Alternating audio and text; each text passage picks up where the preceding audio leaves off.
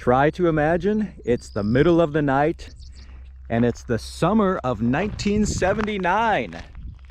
You are a sheriff's deputy on patrol out here in the middle of nowhere on this very road that you see in front of me, when suddenly you see a very bright light, and it is very well defined in terms of its edges, and it's about 4 feet off the surface of this very rural highway that you see.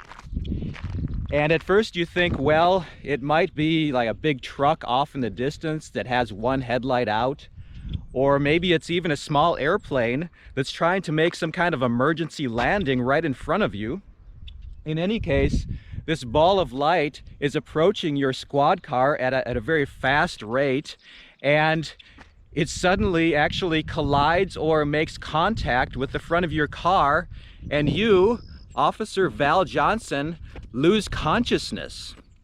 So that's what happened out here way back when on Highway 220, about 1.1 miles south of the intersection with County Road 5, which is just up that way. So where we're standing is about where Val Johnson had this mysterious encounter that no one has ever been able to really explain. So this is where it all happened. This is where you can see the picture of the squad car turned sideways in the road with the skid marks on the road as Val Johnson slammed on his brakes, realizing, of course, at the last minute that this glowing orb was going to make contact with his squad car.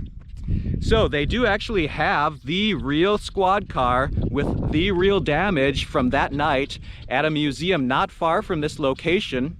It's in a little town called Warren, Minnesota, and we're gonna go visit that squad car and see what we can figure out about the Val Johnson incident. And this is the very vehicle which Officer Val Johnson was driving that night in the summer of 1979. So it's pretty cool that they've preserved this here in the museum in Warren, and you can even see at that time they had like a light on the center of the hood there. So this is, I believe, a 77 Ford LTD, and you'll see some of the damage here up front from the supposed impact with this orb of light, whatever that was. So you can see there's some damage to the headlight. All of this is original damage to the car, so basically physical evidence of something that we cannot explain. There is very obvious damage to the windshield, so you can see some kind of impact there, and also some kind of very strange dent in the top of the hood. I don't know if that came from this actual incident or if it was there before. We also have probably one of the most interesting pieces of damage here is if you look at the hopefully you can see the antenna is bent in a very strange way, a way that would be very hard for a person to do. And in some of the research I've seen, it talks about how there were lots of dead bugs on that antenna, and if a person had tried to just bend it with some kind of physical force, it would have disrupted all those dead bugs and everything. And supposedly those were all still in place. So that's the mystery bent antenna. And as far as the windshield damage, that's also, it's been analyzed by a glass expert at the Ford Motor Company, the manufacturer of the car, and they concluded that they didn't really know what would cause that kind of damage, other than saying it came partly from the inside and partly from the outside of the car. The other interesting thing about this incident is that the officers were required to set their own wristwatch to correspond with what I believe is actually a physical clock in the car that actually physically turns. Let's take a look and see if we can see the clock in there.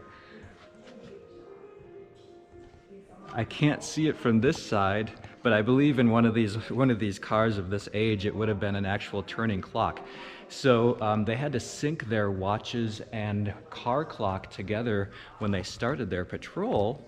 And as it turned out, when Val Johnson lost consciousness and then woke back up again, somehow both his car clock as well as his wristwatch were missing time in comparison to the real time.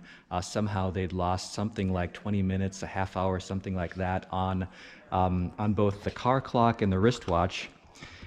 And I can see the car clock in there. It is one of those that actually is not, it's not digital, so it just went around in circles, right?